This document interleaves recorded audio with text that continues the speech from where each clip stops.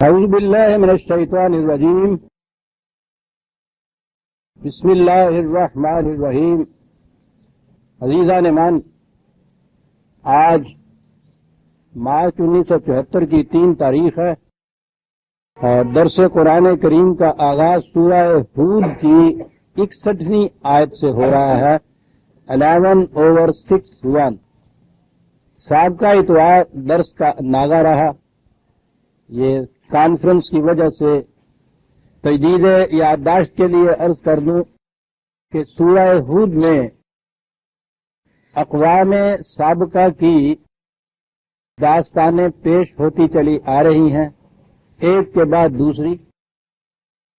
ان داستانوں میں بتایا یہ گیا ہے کہ ویسے تو قوموں میں اکثر و بیشتر خرابیاں ہوتی ہیں، لیکن ان میں سے بعض خرابی ایسی ہوتی ہے جس کی وجہ سے پھر وہ قوم تباہ ہو جاتی ہے۔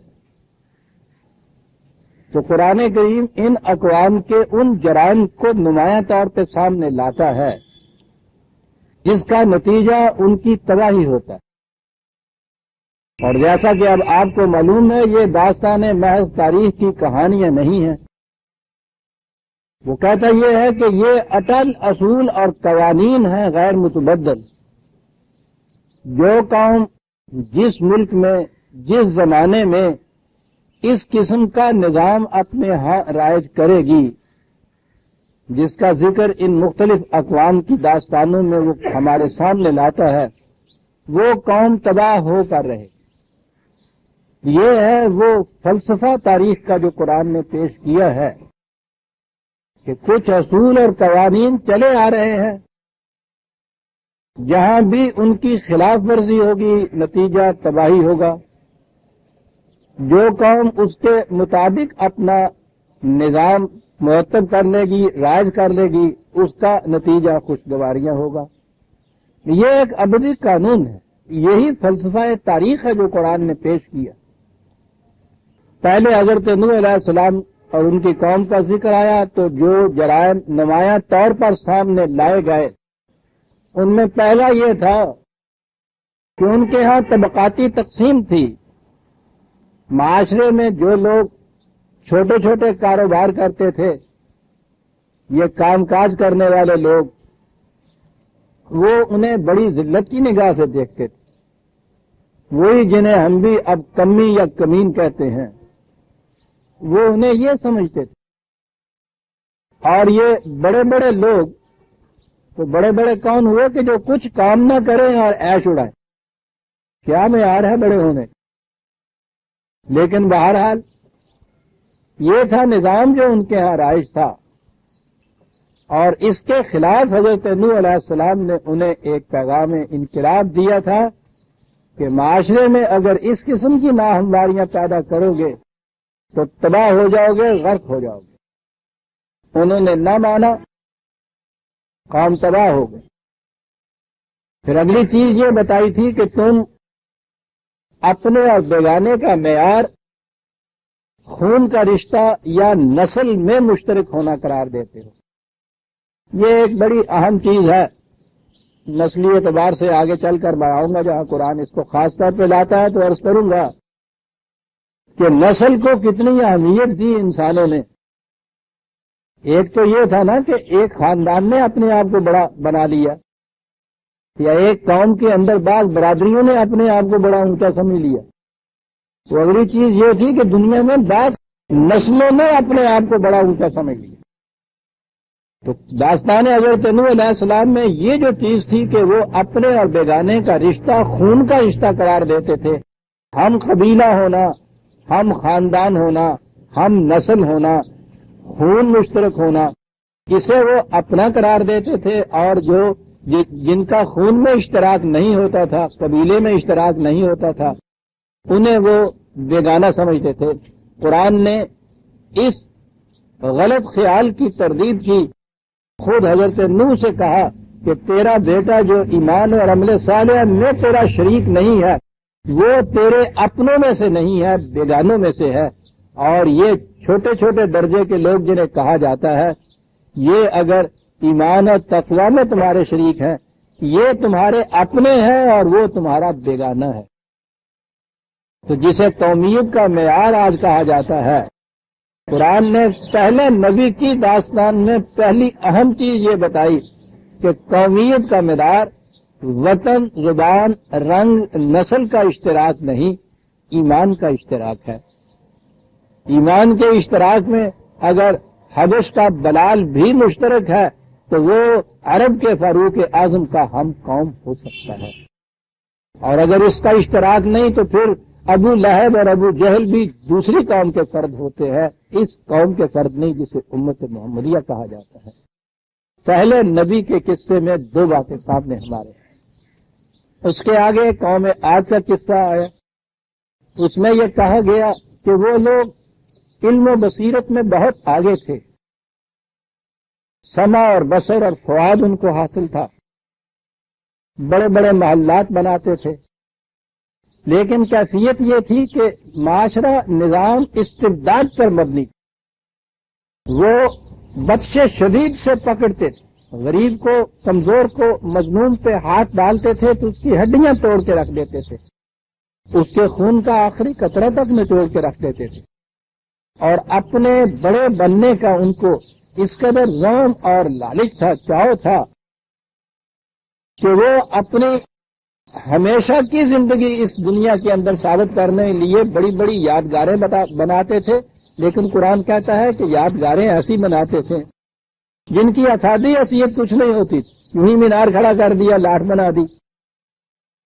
قرآن کہتا ہے کہ غریب قوم کا ایک ایک قطرہ خون نچوڑ کے روپیہ اکٹھا کرتے تھے، اور وہ اس طرح سے اپنی ذہنی عیاشیوں میں اس کو صرف کر دیتے تھے کہ آنے والا زمانہ ہماری یاد سے ہمیں دیکھے کہ ہم کتنی بلندیوں پر تھے، اور وہ ایسی کہ جس سے کوئی افادی حیثیت نہ ہو۔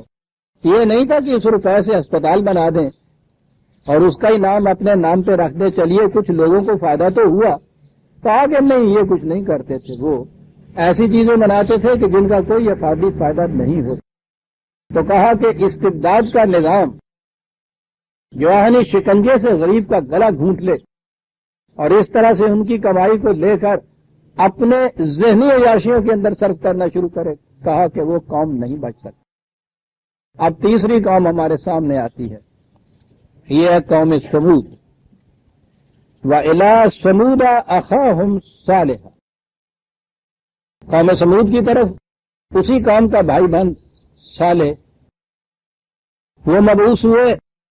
قَالَ يَا قَوْمِ اعْبُدُوا اللَّهَ مَا لَكُم مِّنْ إِلَٰهٍ غَيْرُهُ، وہی پہلا اعلان جو ہر نبی آ کر کرتا ہے اور جو دین کا عمودی نقطہ ہے۔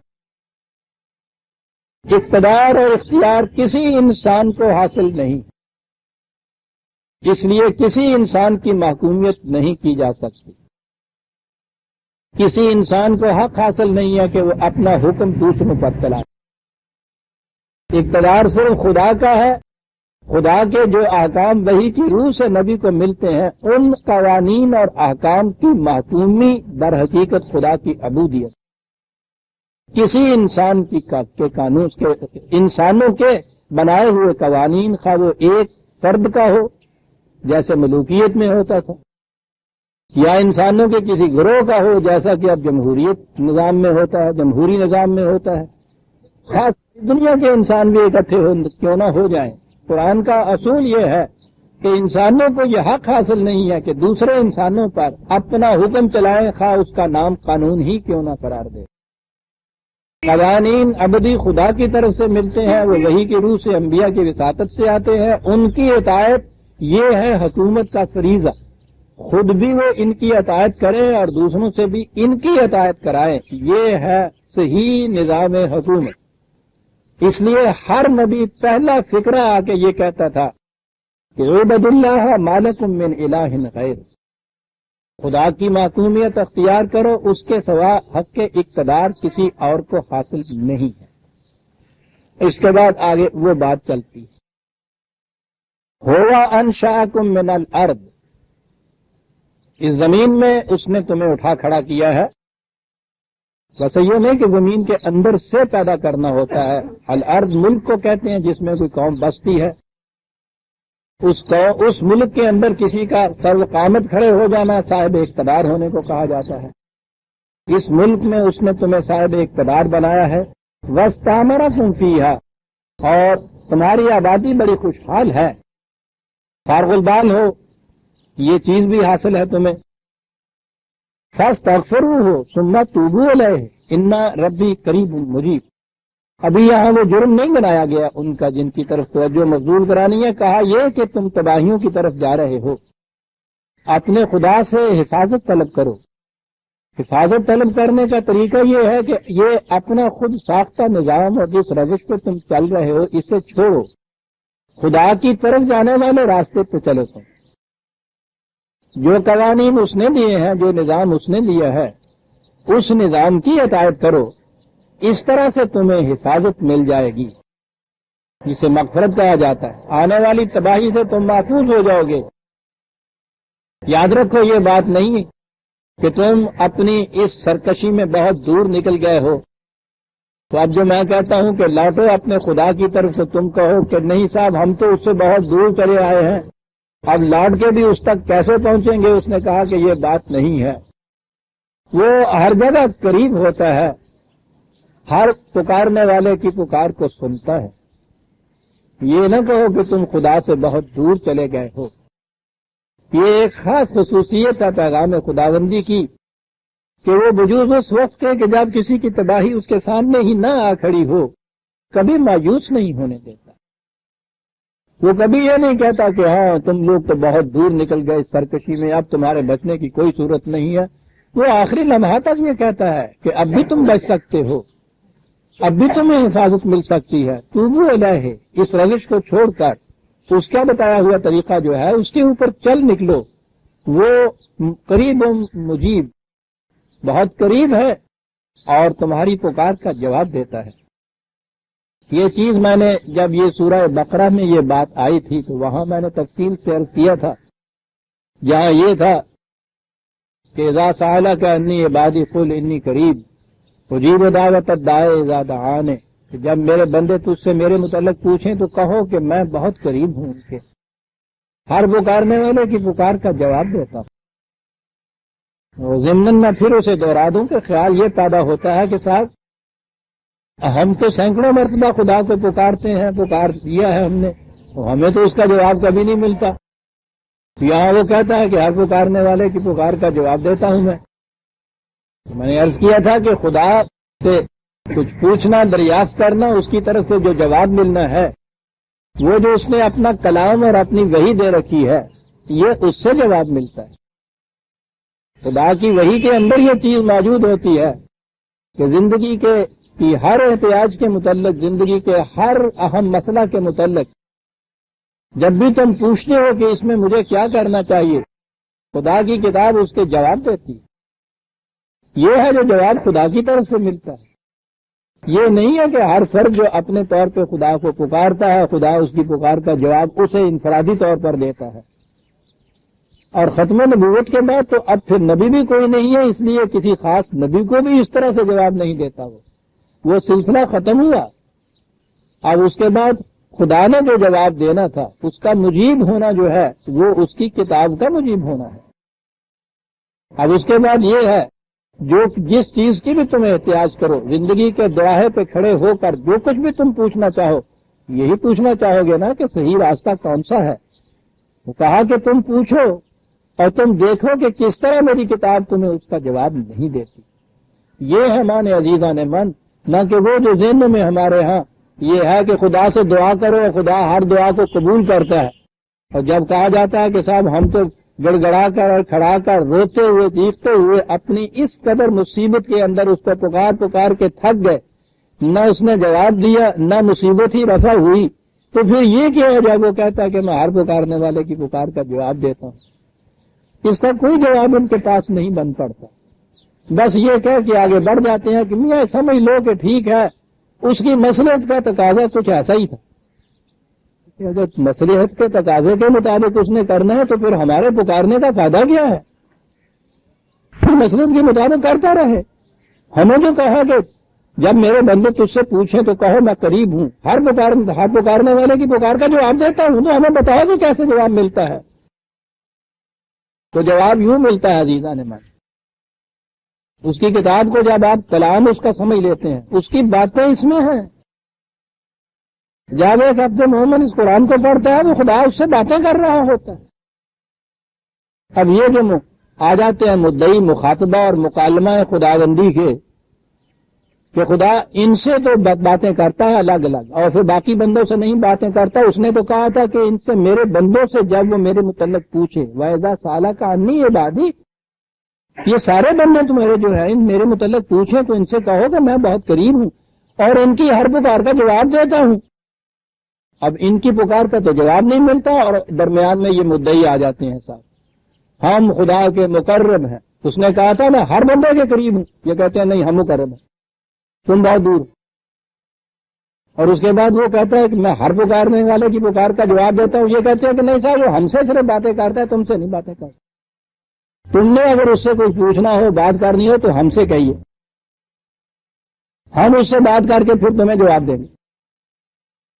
یہ جو تصور ہے نا خدا اور بندے کے درمیان ایک انٹرمیڈیری کا ہونا، درمیان میں ایک حاجب کا ہونا، ایک دربان کا ہونا، اسی کو پیشوائیت کہتے ہیں، یہی پریسٹہڈ ہوتی ہے۔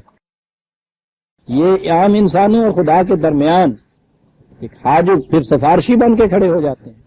ہر انسان کی بات خدا نہیں سنتا، ان کے معرفت سنتا، ہر ایک کی بات کا جواب نہیں دیتا، انہیں جواب دیتا ہے، یہ جا کے کنوے کرتے ہیں۔ یہ ہے خدا سے انسانوں کو دور رکھنے میں درمیان میں جو حائل ہو جاتے ہیں، یہ ہے جسے پریسٹہڈ کہتے ہیں۔ کوئی انسان اور خدا کے درمیان حائل نہیں ہوتا، اور خدا جو ہے وہ اپنے کلام کے ذریعے سے انسانوں کے قریب ہوتا ہے۔ جو کوئی زندگی کے متعلق پوچھنا ہے پوچھ کے دیکھیے، اور یہ کتاب جس کے متعلق اس نے کہا ہے کہ تمت کلمت رب کا صدقا وعدلا لا مبدل لکلماتہ، مکمل ہو گئی، یہ ہر بات اس کے اندر آ گئی، غیر متبدل ہے، اس میں کوئی تبدیلی نہیں ہو سکتی۔ آپ زندگی کے کسی مسئلے کے متعلق پوچھ کے دیکھیے، یہ قرآن جواب دیتا ہے، آپ بولتا ہے، باتیں کرتا ہے، جیتا نے من گونگا نہیں ہو۔ کہا کہ انی قریب مجیب، میں قریب بھی ہوں، جواب بھی دیتا ہوں۔ جو کچھ حضرت صالح نے کہا یہ تھا نا کہ یہ جو تمہارے ہاں مروج نظام اور روش ہے جس پہ تم چلے آ رہے ہو، اسے چھوڑ دو، یہ تباہی کی طرف تمہیں لے جائے گی۔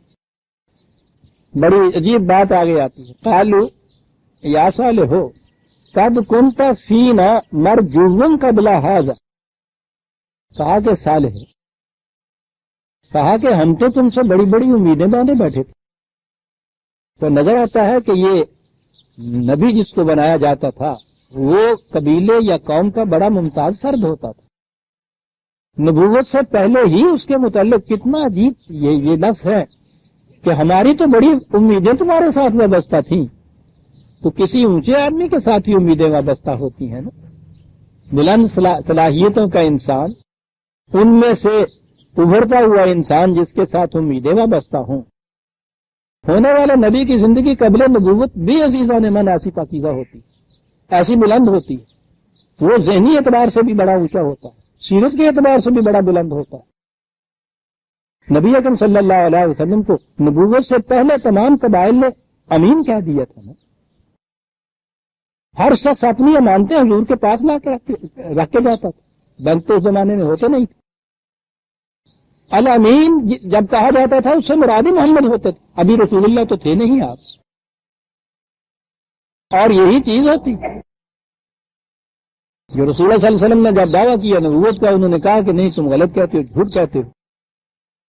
اس کے جواب میں آپ نے جو پیش کی ہے، آپ کو پتا ہے کہ کیا پیش کیا تھا؟ وہ کہتے تھے کہ اپنے اس دعوے رسالت کی تائید و تصدیق میں کوئی معجزہ دکھاؤ۔ آپ نے کہا کہ میں بتاتا ہوں تمہیں اپنا معجزہ، ایسا معجزہ جس سے تمہیں انکاری نہ کر سکو۔ قد لبثت فیکم عمرا من قبلہ افلا تعقلون، میں نے دعویٰ نبوت سے پہلے ساری عمر تمہارے اندر گزاری ہے، تم کہو چھاتی پہ ہاتھ رکھ کے کہ اس قسم کی عمر سچے کی ہوتی ہے یا جھوٹے کی عمر ہوتی؟ دعوی نبوت سے پہلے کی عمر کو شہادت میں پیش کرتے ہیں اپنی صداقت اور سچائی کے، اور ایک فرد سارے عرب میں آتا نہیں جو یہ کہے کہ نہیں تم میں یہ ہم نے عیب اور خرابی دیکھی۔ یہ ہوتا ہے عزیزان مان جو دعویٰ کرتا ہے دوسروں کی زندگیوں کو پاکیزہ کرنے کا، پہلے اس کی اپنی زندگی اتنی پاکیزہ ہوتی ہے، دشمنوں کے نرغے میں کھڑا ہوا دھڑلے سے کہتا ہے کہ مجھ سے معجزہ مانگتے ہو، آؤ میں تمہیں معجزہ دکھاؤں اپنا۔ اور معجزہ وہ نہیں کہ جو وقتی معجزہ ہو، معجزہ وہ ہے قیامت تک کے لیے معجزہ ہو۔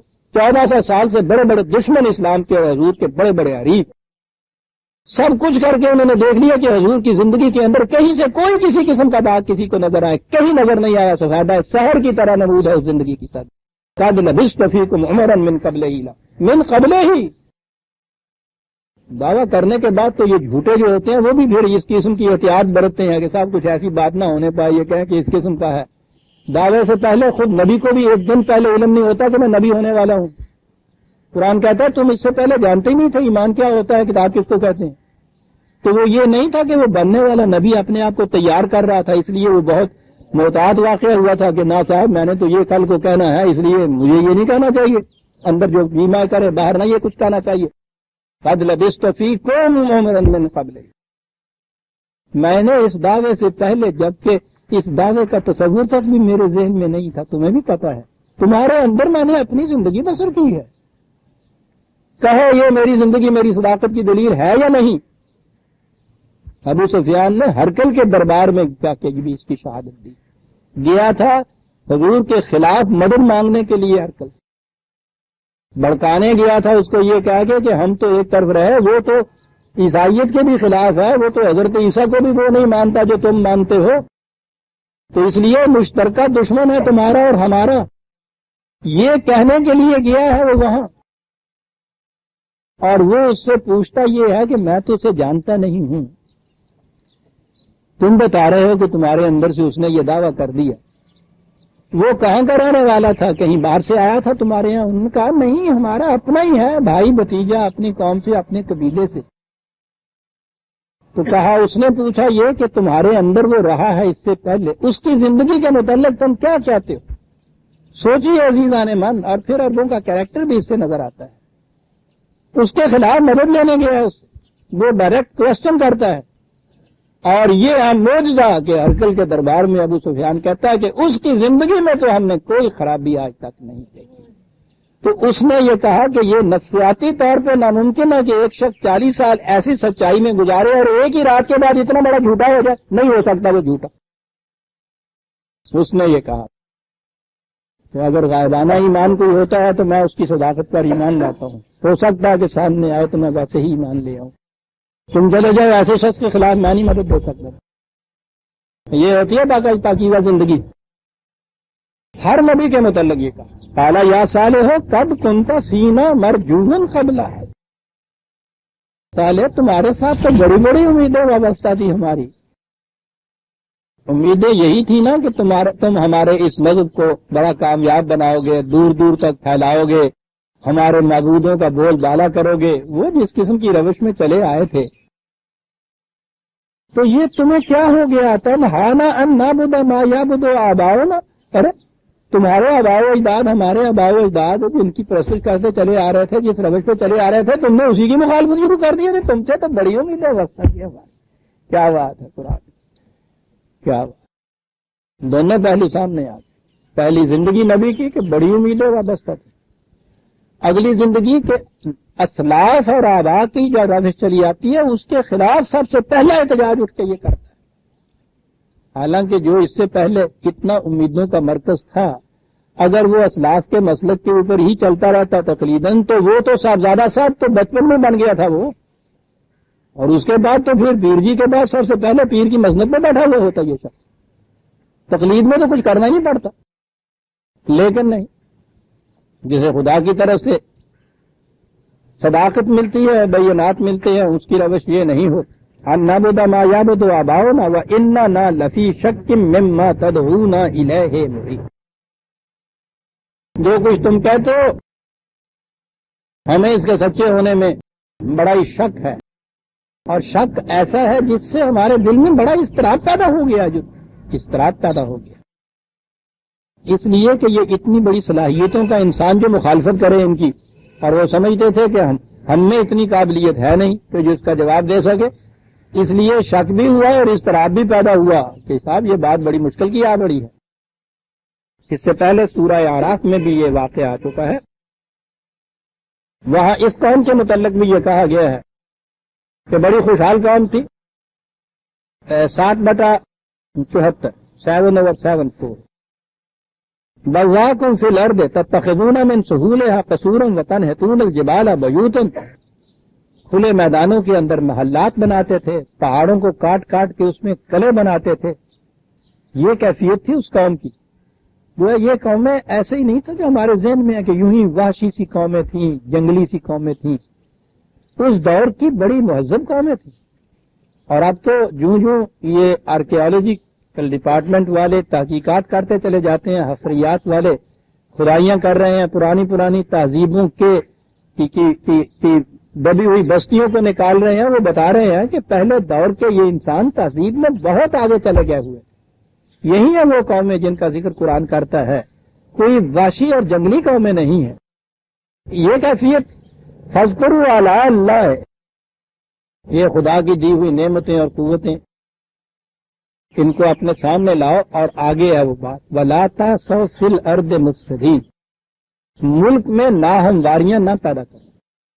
فساد جسے کہتے ہیں وہ ناہمواری کو کہتے ہیں، فساد نہ برپا کرو ملک کے اندر۔ یہ تو اسٹیبلشڈ گورنمنٹ تھی، حکومت تھی، فساد تو عوام برپا کیا کرتے ہیں، حکومت کیا فساد برپا کرے گی؟ جس نظام کے اندر یہ چیز ہو کہ اس میں طبقات پیدا ہو رہے ہوں، اونچ اور نیچ پیدا ہو رہی ہو، وہ نظام فساد کا موجب ہوتا ہے۔ اس لیے قرآن ہمیشہ یہ جو ارباب اقتدار ہوتے ہیں، جن کے ہاتھ میں نظم و نسق ہوتا ہے، انہیں کہتا ہے کہ تم مفسد ہو، فساد تم برپا کرتے ہو۔ وہ تو تمہارے برپا کیے ہوئے نظام فساد کا نتیجہ ہوتا ہے جو عوام کے سامنے نظر آ جاتا ہے۔ فساد مت برپا کرو۔ اب یہاں لفظ فساد آیا ہے، یہ دیکھنے کی بات ہے کہ وہ فساد کیا تھا۔ پہلی بات تو یہاں قرآن نے یہ بتا دی، تو جیسا کہ ہر رسول کے متعلق ہے کہ رسول کی دعوت پر سب سے پہلے قوم کا کمزور اور مفلس طبقہ لبیک کہتا تھا۔ دیکھیے اسی میں ایک بڑی چیز آ جاتی ہے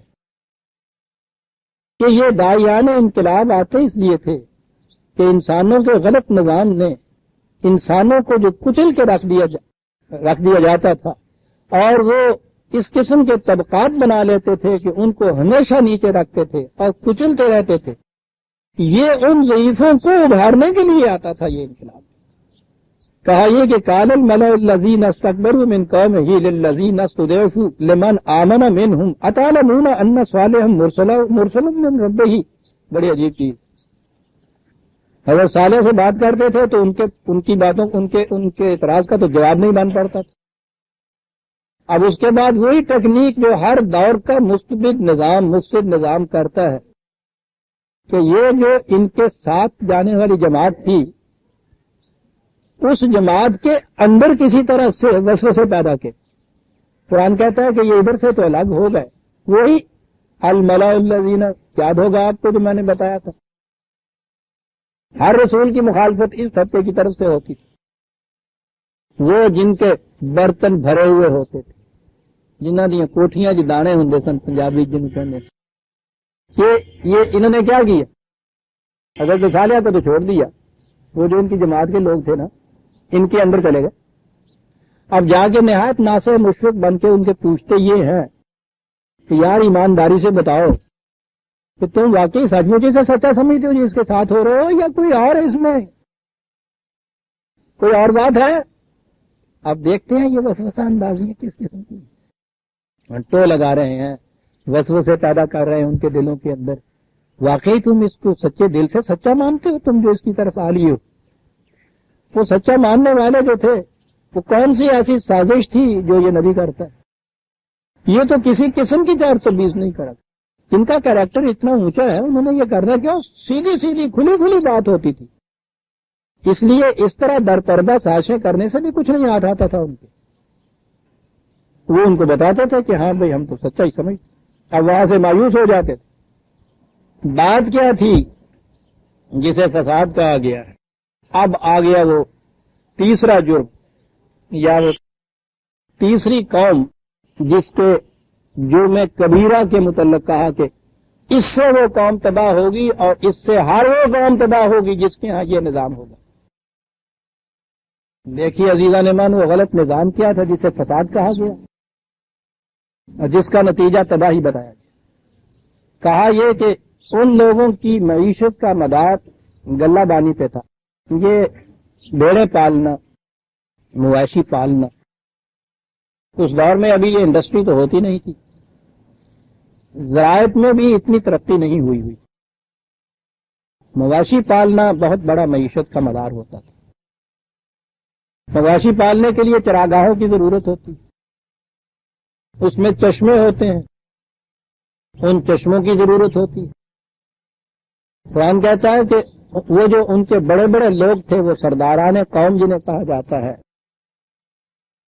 انہوں نے تمام چراگاہوں اور ان کے اندر بہنے والے چشموں کو اپنی ذاتی ملکیت قرار دے رکھا۔ ان کے جانور وہاں چرتے تھے، وہی وہاں پانی پیتے تھے۔ غریبوں کے جانور، ان کے ہاں کا کہیں کبھی بچا کھچا پانی کہیں آگے بہتا ہوا چلا جائے تو وہاں سے وہ پی لیتے تھے۔ کہیں دور جا کے جنگلوں میں کہیں گھاس نظر پڑی تو وہاں اپنی بھیڑوں کو چرا لاتے تھے۔ یہ مالک بنے ہوئے تھے کس چیز کا؟ قرآن کہتا ہے کہ خدا کی زمین کے انسان مالک۔ سورہ بقرہ میں یہ کہا ہے نا کہ وَلَا تَجْعَلُوا لِلَّهِ أَنْدَادًا وَأَنْتُمْ تَعْلَمُونَ، خدا کی زمین پر اپنی ملکیت جتا کے تم خدا جیسے اپنے آپ کو خدا بنا لیتے ہو۔ یہ خدا بننا ہے؟ آپ غور کیجئے کس زمانے میں یہ بات ہو رہی ہے۔ کم از کم 4000 سال پہلے کی بات ہو رہی ہے۔ نظر آتا ہے کہ یہ جو زمین پہ لکیریں مار کے یہ میری اور تیری کا قصہ تھا تو بڑا پرانا چلا آ رہا ہے تم، وہ تو 4000 سال پہلے کی بات تھی۔ آج بھی جب آپ یہ بات ان سے کہتے ہیں کہ صاحب ذرا معقول طریقے سے بات تو کیجئے کہ یہ زمین جو انسانوں کی پیدائش سے بھی پہلے وجود میں آ چکی تھی، کسی طرح سے بنی ہوئی تھی، انسان اس کے بعد یہ آئے، یہ ہوا، پانی، روشنی، حرارت، جن چیزوں پر زندگی کا مدار تھا وہ ساری چیزیں انسانوں کو پیدا کرنے سے پہلے اس نے مہیا کر دی تھی، کیونکہ وہ رازق اور وہ رب ہے۔ اور یہ ساری چیزیں تمام انسانوں کے لیے تھی جن کو یہاں پیدا کیا، انسانوں کے لیے بھی نہیں بلکہ سارے دابہ کے لیے۔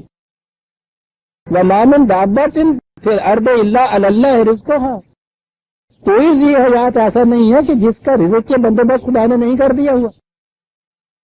یہ تمام انسانوں اور تمام ذی حیات کے رزق کا ذریعہ تھا زمین، جس میں سے یہ چیزیں پیدا ہوتی ہیں۔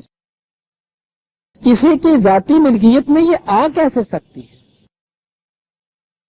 ذرا سوچئے تو صحیح۔ زمین جو کسی کے پاس ہے، آج میرے پاس ہے، یہی ہوگا کہ میں نے اس سے خریدی، میری ملکیت ہو گئی۔ چوری کا مال اگر کسی سے خریدا جائے تو وہ ملکیت ہو جاتی، وہ تو دونوں اندر چلے جاتے۔ غصب کا مال ڈاکو سے اگر کوئی شخص جا کے خریدے، اس کا تصرف جائز ہو جاتا ہے اس سے۔ یہ جس نے بیچی ہے، پوچھئے کہ اس کے اوپر اس کی ملکیت کیسی تھی؟ اس نے کہا کہ صاحب میں نے تو اپنے باپ سے وراثت میں لی تھی۔ کہا یہ ٹھیک ہے۔ چوری کا ڈاکے کا مال اگر وراثت میں آ جائے بیٹے کے پاس تو اس سے باز پرس نہیں آتی، پھر میں نے وراثت میں لیا ہے۔ آپ کے والد ماجد نے یہ زمین کیسے لی تھی؟ کہا اس کو چلیے ذرا پیچھے کی طرف، آپ دیکھیں گے کہ آخر میں سب سے پہلا مالک جو ہے وہ دھاندلی سے مالک بنا ہوا ہوتا ہے۔ اس نے نہ کسی سے خریدی ہوتی ہے، نہ ورثہ میں لی ہوئی ہوتی ہے۔ زمین خدا کی یہاں سے تو اس نے پتہ لگایا نہیں۔ بڑی صاف سی بات ذہن میں آ جاتی ہے کہ جو چیزیں تمام مخلوق کی پرورش کے لیے خدا نے مفت دی ہیں، ان کے اوپر کسی کا ذاتی قبضہ یا اسے کہنا میری ذاتی ملکیت ہے، یہ کسی منطق کی روح سے جائز ہی نہیں ہو سکتا۔ تو بات تیسری قوم یہ آئی ہمارے سامنے، کہا کہ ان کی کیفیت یہ تھی، چراگاہیں، وہ چشمے وہ ذاتی ملکیت میں لیے ہوئے تھے، غریبوں کے مویشیوں کو اس میں نہ پانی پینے دیتے تھے نہ چرنے دیتے تھے. یہ تھا فساد فی الارض جسے قرآن نے کہا ہے. قرآن نے یہاں زیادہ تفصیل تو نہیں دی اور آگے چلیں گے آئیں گی تفاصیل. معلوم ہوتا ہے کہ حضرت صالح علیہ السلام اچھی قوت کے انسان تھے. قبیلہ بڑا ہوگا یہی تھی اس زمانے میں قوت کی باتیں ہوتی ہیں. جماعت بھی اچھی خاصی بڑی ہوگی کیونکہ ان سرداروں کو بہرحال ان کے ساتھ مفاہمت کرنی پڑی. ایگریمنٹ کیا گیا. ایگریمنٹ کیا تھا. اب یہاں وہ بات آتی ہے دو لفظ ہیں عزیزان من. یہ سارا مسئلہ زمین پر ذاتی ملکیت کا دو لفظوں میں طے ہو جاتا ہے. خدا ایگریمنٹ میں لکھا کیا گیا. سوال تو یہ تھا نا کہ وہ کہتے یہ ہماری ملکیت کی زمین ہے. یا تو یہ ہوتا کہ اس میں سے یہ کہتے کہ نہیں آدھی ہماری ملکیت میں آئے تو وہ تو پھر ملکیت کا قصہ ہو گیا. جب تمہاری ملکیت ناجائز ہے تو ہماری ملکیت کیسے جائز ہو جائے گی. آپ دیکھتے ہیں نبی کا معاہدہ کیا ہو رہا ہے. کیا الفاظ بطور آج کے لکھے جا رہے ہیں اس معاہدے میں. معاہدہ یہ ہو رہا ہے کہ دیکھیے مواشیوں کے لیے چراگاہیں ہیں نا. ایک اونٹ یا اونٹنی تمہارے سامنے آتی ہے. تم یہ کہتے ہو کہ یہ سردار فتح خان کا اونٹ ہے. ٹھیک ہے جی یہ چرے گا پھرے گا پیے گا کھائے گا. اسی اونٹ کا بھائی نتھو کو میں ہار جاؤں گا. تم کہتے ہو کہ میں یہ نہیں آ سکتا یہاں. انہوں نے کہا کہ میاں یہ دو اونٹ ہیں یہ ان میں کیا فرق ہے جی. یعنی تم نے خود اس کی نسبت کر دی ایک کی خان صاحب کی طرف ایک کی بیچارے کمہار کی طرف اور شامت آ گئی ان اونٹوں کی. کہا کہ یہ جو ذی حیات ہیں اس زمین کے اوپر یہ نہ نتھو خان کے ہوتے ہیں نہ شریف کمہار کے ہوتے ہیں. کچھ نہیں. معاہدے میں لکھا گیا ہذہ ناقۃ اللہ یہ خدا کا جانور ہے. خدا کی اونٹنی ہے. سر آپ نے دیکھا نسبتوں کے کاٹ دینے سے کہاں لے گئے. اب اس کی ذاتی پوزیشن جو ہے وہی رہ گئی. نسبت کی پوزیشن بالکل ختم ہو گئی. نہ کسی سردار کی اونٹنی نہ کسی کمی کی اونٹنی. کہا ناقۃ اللہ خدا نے پیدا کیا تھا اس کو. کہا جی ٹھیک ہے ناقۃ اللہ. کہا فذروھا کھول دو اس کے یہ بند اس کی رسیاں چھوڑ دو اس کو. کاہے کے لیے تاکل فی ارض اللہ یہ خدا کی اونٹنی وہ خدا کی زمین تھی چاچے لگ دو درمیان. اللہ دو لفظوں کی ناقۃ اللہ اور ارض اللہ. یہ زمین خدا کی یہ خدا کی مخلوق. خدا کی مخلوق کو خدا کی زمین میں چرنے دو. تمہارا کیا لیتے ہو. یہ کتنی اونچی بات ہے عزیزان من جو قرآن پڑھ جائے. کیا تھے یہ داعیان انقلاب جو آتے تھے. کہتا ہوں آج بھی اگر یہ جتنا بھی آپ کے ہاں فساد مچتا ہے ملکیتوں کا یہ سوال سامنے رکھ لیا جائے یہ خدا کے بندے یہ خدا کی زمین خدا کے بندوں کے لیے رہنے دو. یہ ان میں سے تم کون ہوتے ہو کہ یہ زمین تمہارے قبضے میں تمہاری ملکیت میں آ جائے. یہ تو خدا کی زمین تھی. یہ خدا کے بندے. یہاں انہوں نے ناکا کے متعلق کہا کہ اس دور کے اندر مویشیوں کے پالنے کی بات ہو رہی تھی. نبی اکرم صلی اللہ علیہ وسلم کی جو حدیث مبارک ہے اس میں یہ ہے عباد اللہ اور ارض اللہ حضور نے کہا خدا کی زمین اور یہ خدا کے بندے. خدا کی زمین خدا کے بندوں کے لیے رہنے. یاد رکھیے نبی اکرم صلی اللہ علیہ وسلم کے زمانے میں یہ نظام آ گیا تھا جس میں زمین پہ ذاتی ملکیت نہیں باقی رہی.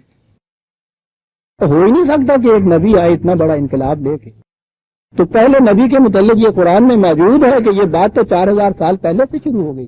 وہ تو پھر جب نبی کا لایا ہوا دین مذہب میں بدلتا ہے یہ مذہبی سمجھیں ہیں جو آپ کو ذاتی ملکیت کے حد میں دی جاتی ہیں. یہ جو آج پیش کر رہے ہیں نا کہ زمین کیا یعنی ملکیت اٹھانا تو ایک طرف وہ تو کہتے ہیں نا کہ اس کی حد بندی کرنا ملکیت کی یہ بھی خلاف شریعت ہے. دین کے خلاف نہیں کہہ سکتے. شریعت انسانوں کی بنائی ہوئی ہوتی. دین تو یہ کہتا ہے ناقۃ اللہ ارض اللہ فلا تمسوها بسوء فیاخذکم عذاب قریب. یاد رکھو یہ اب عہد نامہ ہو گیا ہے معاہدہ ہو گیا ہے. رسیاں کھول دی گئی ہیں ان جانوروں کی کیا ہوتا ہے فضروہا، رسیاں کھول دی گئی ہیں ان کی۔ اب اگر تم نے اپنی قوت کے نشے میں انہیں کوئی تکلیف پہنچائی تو وہ خدا جس کے یہ جانور ہیں وہ تم سے پوچھ لے گا۔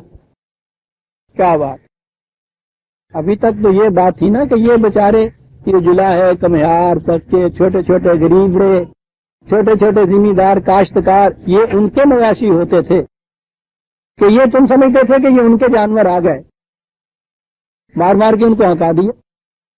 وہ غریب کچھ کر ہی نہیں سکتے تھے تمہارا۔ کیسا ایک منطقی ہے۔ کہا ہے ان سے، حضرت صالح کہہ رہے ہیں کہ میں نے تمہیں بتا دیا کہ جانور نہ فتح خان صاحب کا ہوتا ہے نہ نتھو کمہار کا ہوتا ہے، یہ اللہ کی مخلوق ہے، اور اگر اللہ کی مخلوق کو تم نے کسی قسم کی تکلیف پہنچائی تو جس کی یہ مخلوق ہے وہ تم سے سمجھ لے گا۔ کہا اسے کہتے ہیں عذاب خدا بندی۔ یاد رکھو اس خدا کا عذاب گھیر لے۔ عزیزان من، کبھی وہ تو صرف وہ اونٹنیاں تھی جن کو کہا گیا خدا کی ناقۃ اللہ، کبھی انسانوں کو بھی عباد اللہ بنا دیا جائے نا، اور پھر کوئی انہیں تکلیف دے تو پھر دیکھیے کہ وہ خدا کس طرح سے پکڑتا ہے۔ مصیبت یہ ہے کہ ہم خود بھی عباد اللہ تو نہیں بنتے، ہم بھی تو کسی نہ کسی انسان کے عبد بنے ہوئے ہوتے ہیں۔ ہمیں تکلیف پہنچتی ہے تو کسی نہ کسی پارٹی کو جوائن کرنے کی فکر کرتے ہیں تو وہ ان سے کوئی سمجھ لے گی۔ عبداللہ جو ہوتا ہے، آپ کیا سمجھتے ہیں کہ یہاں کا کوئی آقا اپنے نوکر کے متعلق جو کچھ کرتا ہے، کسی کے نوکر کو بات گالی دے کے دیکھے کس طرح سے ہجوم کر کے وہ آ جاتا ہے۔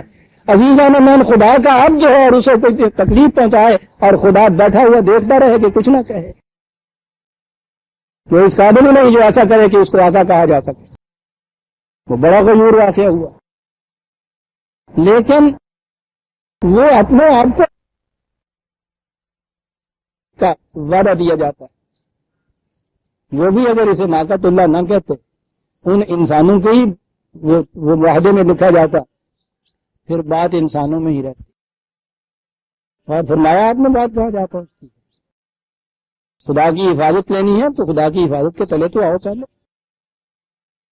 لیکن وہ تھوڑے ہی دنوں کے بعد وہ پھر گئے اپنے وعدے سے، اور یہ ہوتا ہی سمجھ لیا ہوگا کہ کون پوچھنے والا ہے۔ فَعَقَرُوهَا فَقَالَ تَمَتَّعُوا فِي دَارِكُمْ ثَلَاثَةَ أَيَّامٍ ذَلِكَ وَعْدٌ غَيْرُ مَكْذُوبٍ۔ وعدے سے پھر گئے، انہوں نے اس کی کونچے کاٹ ڈالی۔ تو صالح نے کہا کہ کوئی بات نہیں، 2-3 دن تک اور مہلت کا وقفہ ہے، اور اس کے بعد تم دیکھو کہ عذاب کیا آتا ہے۔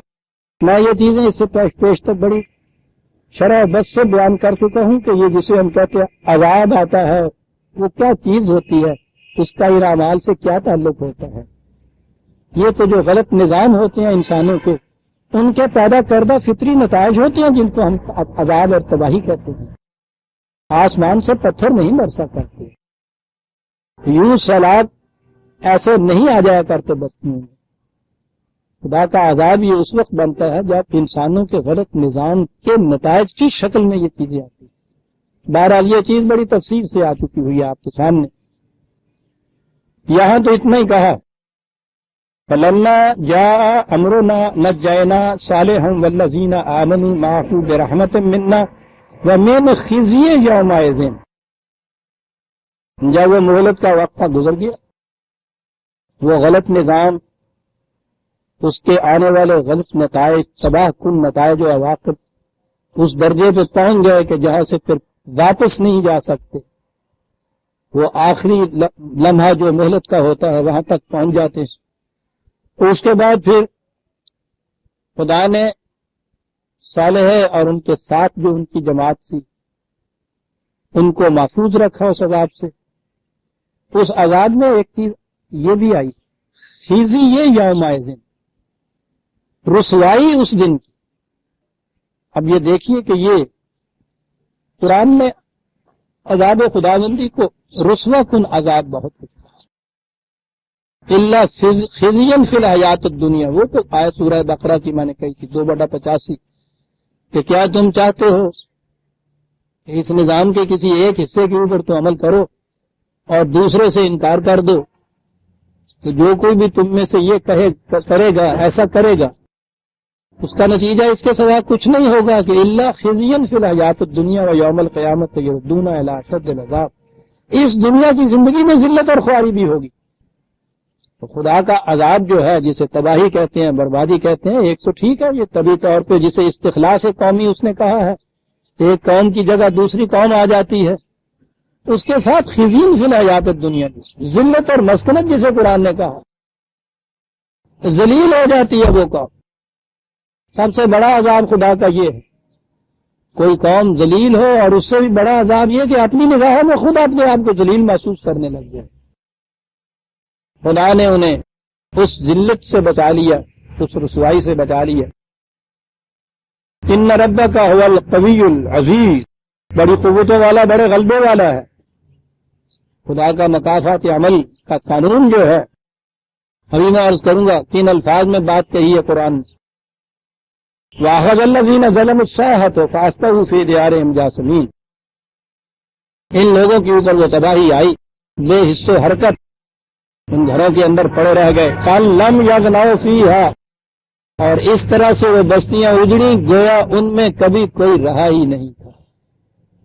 یہ ہے بستیوں اجڑنے کا علاوہ۔ وہی پچھلی قوم عاد کے سلسلے میں بھی آپ کو معلوم ہے نا، آخر میں یہ کہا گیا تھا، یہ ہم لوگوں کے متعلق کہا، جو بعد میں مخاطب ہیں، جو سننے والے ہیں، کہ قصہ تم نے سن لیا، الا خبردار ہو گئے، اب سن لیا تم نے انجام اس قوم کا، الا ان ثمود اکثر ربهم، دیکھا تم نے سمود نے خدا کے قوانین سے سرکشی برتی، الا سن رکھو، بعدا للثمود، دنیا کی تمام خوشگواریوں سے محروم ہو گئی، الا سن رکھو، کان کھول کے سن لو۔ ہم یہ کہانیاں راتوں کو سلانے کے لیے نہیں بیان کیا کرتے، سوتوں کو جگانے کے لیے بیان کیا کرتے۔ یہ الا آپ دیکھتے ہیں ایک ہی آیت میں 2 مرتبہ کھٹکھٹا دینے والا الا۔ دوسرے مقام پہ اس عذاب کے متعلق ایک لفظ کہا ہے، سورہ الشمس ہے، جی 91/40، 91/14، بات وہی ہے۔ فقال لهم رسول اللہ ناقۃ اللہ وسقیاها، ان کے رسول نے ان سے کہا یہ خدا کی اونٹنی ہے، باریاں باندھ لو، اپنی اپنی باریوں پہ سب اونٹنیاں جا کے پانی بھی پئیں اور چریں۔ فکذبوہ فعقروہ، انہوں نے اس اپنے عہد نامے کی تکذیب کی، اس اونٹنی کو مار ڈالا۔ بات شروع کی تھی کہ انہوں نے فساد مچا رکھا، ناہمواریاں پیدا کر رکھی تھی، طبقات بنا رکھے تھے، پہلے انسانوں کے طبقات بنائے، حالانکہ انسانوں کے متعلق تو قرآن نے کہا ہے کہ وَلَقَدْ كَرَّمْنَا بَنِي آدم، تمام انسان یکساں طور پہ واجب التکریم ہیں۔ اب ان میں سے اس قسم کی طبقات بنانے کے یہ شرفاء کی جماعت ہے، یہ صاحب عزت ہے معاشرے میں، یہ ذلیل اور کمینے لوگ ہیں، سب سے بڑی ناہمواری تو یہی۔ یہ عزیزان من معاشرے میں جو مختلف کام مختلف لوگ کرتے ہیں، یہ ناہمواری نہیں ہوتی، یہ تو تقسیم عمل ہے معاشرے کا، تقسیم کار ہے، مختلف قسم کے کام مختلف لوگ کرتے ہیں، اسے تعاون کہتے ہیں، وہ ایک دوسرے کی مدد کرتے ہیں۔ لیکن اگر یہ تقسیم کار ہی وجہ عزت اور ذلت بن جائے کہ جو کدال ہاتھ میں لے کے زمین کو کھود رہا ہے اسے اس اوورسیئر کے مقابلے میں ذلیل سمجھا جائے کہ جو وہ کھڑا انسٹرکشن دے رہا ہے، یہ ہے طبقاتی تقسیم۔ یا ان کے معاشی نظام کے اندر، ان کی معاشی ضروریات کے اندر یہ تفریق پیدا کی جائے کہ یہ شخص چونکہ کدال کام کرنے والا ہے، اس کو تو 3 ہی روپے روز کے ملیں گے، خواہ ان کے بیوی بچے بھوکے کیوں نہ رہ جائیں، جھونپڑی میں اس کو عمر بسر کرنی پڑے گی، پھٹے پرانے کپڑے اس کو پہننے پڑیں گے، اور یہ اس کے مقابلے میں جو ہے اس کو اعلیٰ درجے کی پوشاک بھی چاہیے، نہایت اعلیٰ درجے کی کوٹھی بھی چاہیے، ایک موٹر بھی چاہیے، کوئی نوکر بھی چاہیے۔ تقسیم کار اگر انسانوں کے اندر وجہ عزت اور ذلت بن جاتی ہے، یا اس میں معاشی تفاوت ایسا پیدا کر دیتی ہے کہ ایک کی ضروریات بھی پوری نہ ہو اور دوسرا عیاشیاں کرتا پھرے، اسے کہتے ہیں طبقاتی تقسیم۔ یہ ہے چیز جس کو مٹانے کے لیے آسمانی انقلاب آتا ہے۔ تقسیم کار کو نہیں مٹایا جاتا، قرآن میں موجود ہے کہ یہ مختلف درجات جو تمہارے ہاں کام کے ہیں یہ اس لیے ہیں کہ تم ایک دوسرے سے کام لے سکو، باہمی تعاون معاشرے کے اندر تمہارا بڑھے، لیکن یہ نہ تو یہ باعث تکریم و ذلت ہونا چاہیے، نہ یہ چیز ہو جانی چاہیے کہ ایک کی تو ضروریات زندگی بھی پوری نہ ہو اور دوسرے کے ہاں کوٹھیاں بھری ہوئی ہوں، جیسے قرآن کہتا ہے قال الملأ الذین۔ یہ ہے وہ تفاوت، وہ ناہمواریاں جن کو مٹانے کے لیے آیا۔ میں نے کہا اس لیے کہ دیکھیے وہ جو جسے تباہی ہم کہتے ہیں، اس تباہی کو قرآن نے کن الفاظ میں استعمال کیا۔ زمین کی بات ہو رہی ہے، قرآن کے الفاظ کا اعجاز ہوتا ہے عزیزان من۔ کہا یہ کہ انہوں نے وعدہ خلافی کی، فَدَمْدَمَ عَلَيْهِمْ رَبُّهُمْ، ان کے خدا نے ان پر روڈ رولر پھیر دیا۔ آپ نے دیکھا ہے کہ طبقات کو مٹا کے ہمواریاں پیدا کرنے کے لیے محسوس مثال کس قسم کی دی جا رہی ہے۔ سہاگا واہ دتا ہو، پنجابی ساڈے کہندے سہاگا واہ دتا جی انہوں تو جنیاں وڈیاں وڈیاں چیلاں ہوندیاں انہوں نے پھیر پھیر کے باقی نے برابر کر ترے جانا ہے۔ بڑا درجہ ہو تو دمدمہ ہوتا ہے، ہاں یہ کر دیا، اور اس کا نتیجہ کر کیسے دیا؟ دیکھیے بزمبہم، یوں ہی نہیں کہ ہمارے من میں آ گیا، ہم نے کہا کہ اچھا آج روڈ پر ادھر لے جاؤ، نہیں، بزمبہم، ان کے جرائم کی وجہ سے یہ چیز کی ہے، نتیجہ فسواہا، ہماری پیدا کر دی، ہم نے لیول کر دیا جسے ہم کہتے ہیں۔ یہ ہے اس کا ترجمہ۔ فساد کو مٹانے کے لیے جیسا میں نے ابھی عرض کیا ہے، کیا یہ اب ظاہر ہے کہ وہ صرف اس بستی کو تباہ کر دینا ہی مقصود نہیں تھا، اس نظام کو بدلنا مقصود تھا۔ اس غلط نظام کے اوپر روڈ رولر پھیر دیا، اور اس کے بعد فسواہا، ہموار کر دی اونچ نیچ وہاں۔ مساوات محمدی کا کے الفاظ تو آپ نے بہت سنے ہوں گے، یہ وہی ہے فسواہا جسے کہا ہے۔ وہ تو یہ صورت پیدا ہونی چاہیے جب مساوات کو لیولنگ ہو جائے، اس کے مطلب اونچ نیچ مٹ جائے، عزت و ذلت کے معیار اور ہو جائے، عاشی ناہمواریاں مٹ جائیں اس کے بعد۔ یہ ہے قوم سمود کا وہ قصہ جو یہاں چند الفاظ میں بیان ہوا، کوئی 4-5 ہزار سال پہلے کی بات۔ تیسرا جرم یہ تیسری قوم سامنے آئی، اور تیسرا جرم آ گیا کہ خدا کی دیا ہوا رزق اور اس کے ذرائع جس میں سے رزق پیدا ہونا ہے، انہیں اگر ذاتی ملکیتوں کے اندر لے لیا جائے تو ظاہر ہے کہ جن کے پاس قوت زیادہ ہوتی چلی جائے گی، دولت بڑھتی چلی جائے گی، وہ ان چیزوں پہ زیادہ سے زیادہ قابض ہوتے چلے جائیں گے، اور دوسرے انسان ان سے محروم ہوتے چلے جائیں۔ پہلے اس طرح سے وہ اس پہ قبضہ کر لیں گے، اور اس کے بعد پھر آپ کے یہاں کے قانون شریعت بنیں گے، انسانوں کے بنائے ہوئے قانون شریعت میں کہہ رہا ہوں۔ باپ سے بیٹے کی طرف آئے گی تو یہ ورثہ ہو گئی صاحب، اور ورثہ تو قابل اعتراض ہی نہیں ہوتا۔ بیچ دی دوسرے کے پاس، بیچ دی چیز، بے جو ہے وہ تو حلال ہے کہہ دیتے ہیں صاحب، یہ بتاتے ہیں کہ شریعت والے کہاں جاتے ہیں۔ تو یہ جو اونچ نیچ تھی، ناہمواری تھی، دن بدن بڑھتی چلی گئی۔ یہ تھا وہ پیغام خداوندی جو 4000 سال پہلے حضرت صالح کی زبان سے وہاں آیا، اور یہ ہے وہ بنیادی اصول جو قرآن نے دیا ہے پیدائش رزق کے متعلق، جو ذرائع ہیں، جو چیزیں ہیں ان کے متعلق، کہ خدا کی اونٹنی خدا کی زمین، خدا کے بندے خدا کی زمین، وہ سیدھی سی بات ہے، یہ ان کے لیے مساوی طور پر کھلی رہنی چاہیے۔ سوال للسائلین قرآن نے کہا ہے نا 3 کے متعلق، وہاں بھی یہی چیز ہے، سوال للسائلین، تمام ضرورت مندوں کے لیے یکساں طور پہ اس کو کھلا رہنا چاہیے۔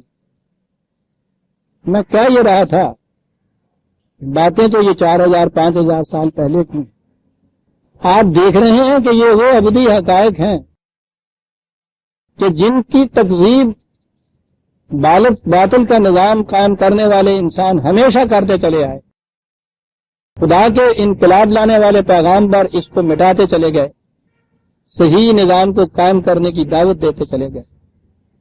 آج آپ اپنے دور میں آ جائیے، آپ دیکھتے ہیں کہ اس باطل نظام کو صحیح ثابت کرنے والی تمام کوششیں جتنی بھی تھیں، خواہ وہ ان جاگیرداروں کی طرف سے تھی، سرمایہ داروں کی طرف سے تھی، اور خواہ اس کی سند میں مذہبی پیشواؤں نے بھی اپنے فتوے دے رکھے تھے، انسانوں کا تجربہ اسے کس طرح سے باطل ثابت کرتا چلا جا رہا ہے۔ انسان اس غلط نظام سے تنگ آ کر خود اس نتیجے پہ پہنچ رہے ہیں کہ یہ بالکل غلط ہے جو نظام چلا آ رہا ہے۔ یہ حصہ لا تو انسانوں کے اندر اپنے تجربے سے آ رہا ہے کہ یہ غلط ہے، وہ صحیح کیا ہے جسے اللہ آپ کہتے ہیں یہ ہے نہیں ابھی نگاہوں کے سامنے، اس لیے یہ اس غلط سے نکل کے بھی صحیح پر ابھی نہیں آئے۔ یوں کہیے کہ برزخ کے اندر ابھی تک یہ تڑپ رہی ہے انسانیت، ہاتھ پاؤں مار رہے ہیں یہ کہ کہیں سے صحیح راستہ مل جائے۔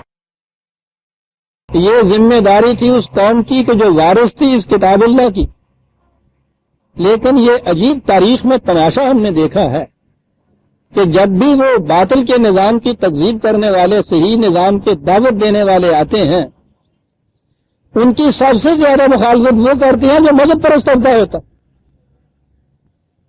حضرت موسیٰ علیہ السلام کا مذہب پرست طبقہ حضرت عیسیٰ علیہ السلام کی مخالفت کر رہا ہے، حضرت عیسیٰ علیہ السلام کا مذہب پرست طبقہ محمد رسول اللہ صلی اللہ علیہ وسلم کی مخالفت کر رہا ہے، محمد رسول اللہ صلی اللہ علیہ وسلم کا مذہب پرست طبقہ ہر اس شخص کی مخالفت کر رہا ہے جو قرآن پیش کرتا ہے۔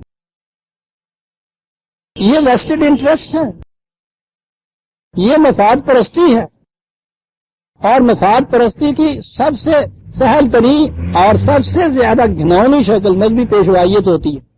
یہ باقی کتنے بھی ہیں، ذمہ دار کتنا ہی بڑا ہو، کہیں جا کے باہر اس کو کیوں پیاری بنا دیکھن جا گیا ہے نا، یہ کچھ تو کرنا پڑتا ہے، بڑے دھندے کرنے پڑتے ہیں اس کو، مقدمے بازیوں میں رہا ہوا ہے، کوئی بال کھول کے لے گیا ہے، وہاں دنگا فساد ہو گیا، یہ سب کچھ کرنا پڑتا ہے، کچھ نہ کچھ محنت کرنی پڑتی ہے، ساہوکار کو بھی اپنی اسامیوں کی دیکھ بھال کرنی پڑتی ہے۔ یہ مذہب پرست طبقہ ایسا ہوتا ہے کہ اسے کچھ نہیں کرنا پڑتا اور سب سے زیادہ چوکھا کھاتا۔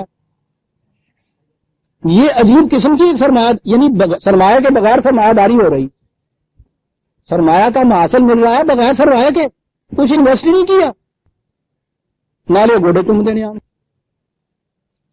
تو سیدھی سی بات ہے کہ ان کی طرف سے تو مخالفت ہونی ہوئی سب سے پہلے، اور پھر وہ طبقہ جو ہے اسے اس کی موج ہو جاتی ہے، وہ خود سامنے نہیں آتا، ان کو آگے لے آتا ہے، اور وہ یہ کہتا ہے کہ صاحب ہم تو کچھ نہیں کر رہے، وہ بتا رہے ہیں کہ صاحب شریعت حقہ کا فیصلہ یہ ہے۔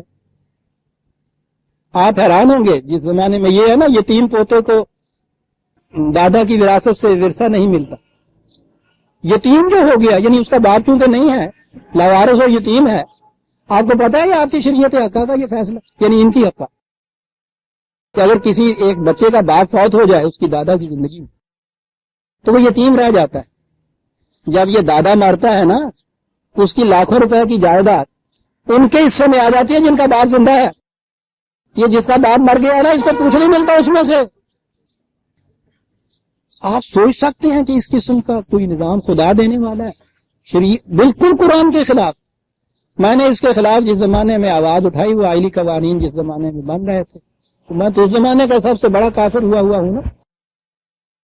اس میں یہ بھی تھا جو مجھ پہ کفر کا فتویٰ لگا ہوا، اس میں یہ بھی ہے یتیم پوتے کو یہ حصہ دلاتا ہے۔ جی ہاں، ایک دفعہ ایک بہت بڑے ذمہ دار آئے میرے، ان کے ان یتیم پوتوں کے متعلق مجھے معلوم ہو گیا تھا، ان کا باپ زندہ تھا، تو ان پوتوں کی حالت یہ تھی اس شخص کے، یعنی اس باپ کے بیٹوں کی، کہ ایچیسن کالج میں وہ پڑھتے، باپ فوت ہو گیا، اس کی اپنی جائیداد نہیں تھی، یہی تھی باپ کی جائیداد، اس کی آمدنی بند ہو گئی، دادا فوت ہو گیا، وہ بے گھر بے در ہو گئے، وہ بچے ساری جائیداد چچا لے گیا اور اس کے بیٹے وہ آئے بہرحال۔ اس زمانے میں بہت سے یہ آتے تھے میرے پاس، وہ جو دادا صاحب تھے انہیں بھی میں نے بلایا، وہ خود آئے۔ عجیب منظر تھا یہ، شریعت کیا کرتی ہے۔ وہ رو رہے تھے، کہتے تھے کہ مجھ سے خود دیکھا نہیں جاتا ان کا حال، ان بچوں کا، میں چاہتا ہوں ان کو حصہ دوں لیکن ڈرتا ہوں خدا رسول سے کہ شریعت کے خلاف ہے۔ اور وہ ایسا کہنے میں مجھے نظر آتا تھا، مخلص تھا، اس کی آنکھوں میں آنسو تھے، صاحب کہنے لگا میں جب بھی یہ کرنے لگتا ہوں فوراً آ جاتے ہیں وہ مولوی صاحب اور وہ مفتی صاحب. اب جو میں کوئی دینا چاہتا ہوں وہ خیرات کے طور پہ ہی ہے. کہنے لگا وہ میرے پوتے لیتے نہیں. کیا بات؟ وہ روتا تھا کہ کیا کروں، شریعت کے خلاف کیسے جاؤں. آپ نے دیکھا ہے کہ یہ لوگ کہاں تک جاتے ہیں. تو سب سے پہلے مخالفت ان کی طرف سے ہو. اسی لیے جب فرعون نے دیکھا تو بات نہیں بنتی. حضرت موسیٰ کے پاس اس نے اس دن کی بات ختم کر دی. کہا کہ موسیٰ کسی اور دن پہ اسے اٹھا رکھتے ہیں، بہت بڑا ایک مباحثے کا میدان گرم کریں گے. تو اس کے بعد اس نے کیا گیا. قرآن بتاتا ہے جتنے مذہبی پیشوا تھے نا اپنے یہاں کے بڑے بڑے یہ مندروں کے، ان کو بلایا اور انہیں کہا کہ صاحب یہ بات مذہب کی کرتا ہے، ہمارا یہ میدان نہیں، تمہارا میدان ہے، تم آؤ اس کے ساتھ جڑو. ہمیشہ حامان کے سامنے کر دیا گیا. حضرت موسیٰ علیہ السلام کے زمانے کا معاشرہ بھی جو تھا اس میں بھی یہی کیفیت تھی جو یہاں بتائی گئی ہے. قوم سمود مصر سے بھاگ کے جب یہ گئے ہیں، بھاگ کے گئے تھے جان بتا کے، انہی سینا کی وادیوں سے آگے گزرے. مدین کی بستی کے باہر ایک چشمہ تھا، پیاؤ تھا، درختوں کے بھی کچھ جھنڈ تھے. ایک درخت کے نیچے جا کے بیٹھ گئے سستانے کے لیے. سوچ رہے ہوں گے کہ فرعون کا وہ معاشرہ، وہاں کا ماحول کس قدر استبداد ملوکیت تھا، وہاں سے بچ کے یہاں آ کے بیٹھے. یہ سورہ قصص جو ہے 28ویں سورت، دیکھیے گا سامنے اگر آپ 28 بٹا جی ہاں 22 23 24 آیتیں ہیں. بڑا عجیب ہے وہاں انداز. بات یہی ہے، کہا کہ وہاں وہ بیٹھے ہوئے تھے اپنی سوچ میں، تو سامنے دیکھتے ہیں وہ پیاؤ پر کہ بھیڑیں آتی ہیں پانی پی پی کے پیٹ بھر کے واپس چلی جا رہی ہیں. 2 لڑکیاں ہیں، ان کی کیفیت یہ ہے کہ تزودان ایک لفظ ہے. ان کی بھیڑیں پیاس کی شدت سے جانا چاہتی ہیں پانی کی طرف دوڑ کے، اور یہ ان کو زبردستی روک رہی ہیں پیچھے کی طرف. حضرت موسیٰ کی بات سمجھ میں نہ آئی کہ اور بھیڑیں بھی جو جاتی ہیں پانی پی رہی ہیں، ان کی بھیڑیں یہ نہیں کہ انہیں پیاس نہیں ہے اس لیے یہ وہاں نہیں جانے دیتی ان کو. وہ بھیڑیں پیاس کی شدت سے تنگ آ کے جا رہی ہیں اس کی طرف، یہ روک رہی ہیں ان کو. یہ اٹھ کے گئے، ان سے جا کے کہا کہ بیبیوں کیا بات ہے، یہ تم اپنی بھیڑوں کو جانے کیوں نہیں دیتی پانی پینے کے لیے؟ ہاں لڑکیاں کہنے لگی کس طرح جانے دیں، گھر میں صرف ایک مرد ہے، بوڑھا باپ، کمزور ناتواں، اور کوئی ہے نہیں. تو جن کے ہاں طاقتور مرد نہ ہو ان کی بھیڑیں ان لوگوں کے ساتھ، بھیڑوں کے ساتھ جا کے پانی کیسے پی جائیں؟ ہم تو انتظار کریں گے جب یہ آخری طاقتور لوگ اپنی بھیڑوں کو پانی پلا کے لے جائیں گے تو پھر جو تلچھٹ بچے گی اس میں ہم اپنی بھیڑوں کو بھیج دیں گے. ہماری بھیڑیں ان کی موجودگی میں پانی کیسے پی سکے؟ میں تو ان کو سنبھال رہی ہوں کہ آگے جائیں گی تو بھیڑوں کو مار دیں گے. انہوں نے کہا کہ بہت اچھی بات ہے، جس کا دنیا میں کوئی نہیں ہوتا خدا کا نبی اس کا ہوتا. ابھی نبی وہ بھی نہیں تھے لیکن ہونے والے نبی میں بھی یہ کیفیت ہوتی ہے.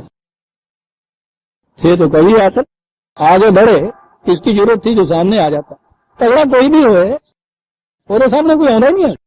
یہ گئے، انہوں نے اس کو پانی پلایا، وہ چلی گئی، اور اس کے بعد پھر یہ کی ہے فَسَقَىٰ لَهُمَا ثُمَّ تَوَلَّىٰ إِلَى الظِّلِّ. قرآن کا انداز جو ہے پانی پلا کے آگے سائے میں بیٹھ گئے اور سوچنے لگ گئے. فَقَالَ رَبِّ إِنِّي لِمَا أَنزَلْتَ إِلَيَّ مِنْ خَيْرٍ فَقِيرٌ. کہا کہ یا اللہ، مصر کو چھوڑا تھا کہ وہاں استبداد ملوکیت کی جو چیرہ دستیاں تھیں وہ دیکھی نہیں جاتی تھی مجھ سے کہ غریبوں کے مظلوموں کے گلے کس طرح سے گھٹتے ہیں. یہاں آیا تھا کہ یہاں کی فضا تو آزادی کی فضا ہوگی. یہاں میں نے دیکھا کہ وہی استبداد ایک اور شکل کے اندر ہے. اب اس کے بعد تو جو تیری درگاہ سے مجھے ملے میں اس کا محتاج ہوں. میری سمجھ میں تو بات آتی نہیں کہ جاؤں کہاں، باہر زمینے کے رکھتے ہیں آسماں پیدا. اب میری رہنمائی تیری طرف سے ہونی چاہیے. میں تو زمین کو چھوڑ سکتا تھا، ایک سرزمین کو چھوڑ کے دوسری میں آیا، اور دوسری وہاں آ کے دیکھا بس شکل بدلی ہوئی ہے، استبداد وہی کا وہی ہے. اب تو میری رہنمائی کر کے کیا کیا جائے۔ یہ تھی پھر وہ جو رہنمائی ملی تھی اور اس کو لے کے پھر یہ وہاں گئے تھے۔ میں کیا یہ رہا تھا کہ یہ وہ دور تھا جس میں کسی خاص مقام میں نہیں، عام روش ہی یہ تھی۔ خدا کا نبی یہ کرنے کے لیے آتا ہے عزیزان مان، جسے دین کہتے ہیں وہ یہ ہوتا۔ 3 قومیں تو آپ کے سامنے آ گئی، آپ نے دیکھا کہ ان کی تباہی کے لیے قرآن نے کیا کچھ کہا ہے۔ ہم بھی تو ایک بات سنتے ہیں نا ہمیشہ جمعے میں اور بھی خطبوں میں کہ مسلمانوں ہم ذلیل و خوار اس لیے ہو گئے کہ ہم نے اسلام کو چھوڑ دیا، ہم نے دین کو چھوڑ، اور اس کے بعد جب آپ سنیں گے تو ان میں سے کوئی چیز نہیں آئے گی کہ یہ چیز ہم نے کر دی اس لیے تباہ ہو گئے۔ بس وہ چھوڑ دیا، میں معاف رکھیے گا یہ نہ کہ یہ میں نماز کی تنقید کرتا ہوں، وہ بس یہاں تک صرف آ سکے گی بات سے، نمازیں چھوڑ دیں، سوٹ پہن لیے، شیو کر لیے، بال اس قسم کے رکھ لیے، وضع قطع ایسی بنا لی، یہ ان کی کیفیت ہو گئی۔ ٹھیک ہے، زیادہ سے زیادہ یہ کلبوں وغیرہ کا ذکر آئے گا، ٹھیک ہے، معیوب چیزیں ہیں وہ، لیکن آپ دیکھیے کہ قرآن کریم قوموں کی تباہی کے جرائم کون سے گناتا ہے؟ ان میں سے کوئی ایک جرم بھی باہر نہیں گنایا جائے گا کہ ہم اس لیے تباہ ہو رہے ہیں کہ جو ان قوموں نے ایک ایک نے الگ الگ کیا تھا وہ سارے جرائم ہماری قوم کے اندر آ گئے ہوئے۔ کیا قوم نوح کے وہ جرائم جو تھے کہ چھوٹے چھوٹے طبقے کے لوگوں کو ہم ذلیل وہ سمجھتے تھے، کیا یہ ہمارے ہاں یہ چیز نہیں ہے؟ کیا قوم عاد کا وہ جو اتنا بڑا جرم تھا کہ جب وہ ہاتھ ڈالتے ہیں کسی کے اوپر تو ان کو کچل کے رکھ دیتے ہیں، کیا استبداد ملوکیت جس کا نظام جس میں ہم جیتے ہیں وہی چیز نہیں ہے؟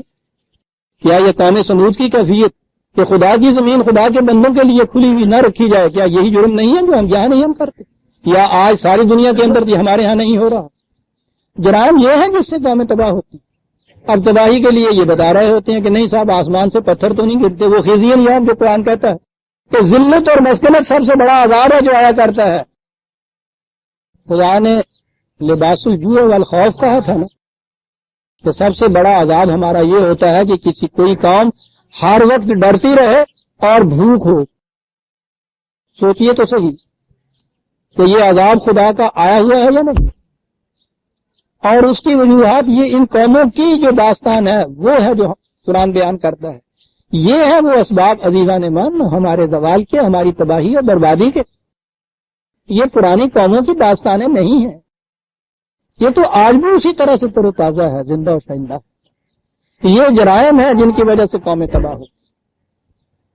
عزیزان مان اس تکلیف کے باوجود میں نے کچھ ہمت تو کر لی، پورا ہی وقت دے دیا، 2-4 منٹ باقی ہیں۔ قوم سمود کی داستان یہاں ختم ہوتی ہے۔ سورہ ہود کی آیت 68 تک ہم آ گئے ہیں، 69 سے آگے لیں گے، وہاں پھر قوم لوط کی داستان شروع ہوگی، ان مہمانوں کے قصے میں قصے سے جو حضرت ابراہیم علیہ السلام کے پاس آئے تھے۔ ربنا تقبل منا انک انت السمیع العلیم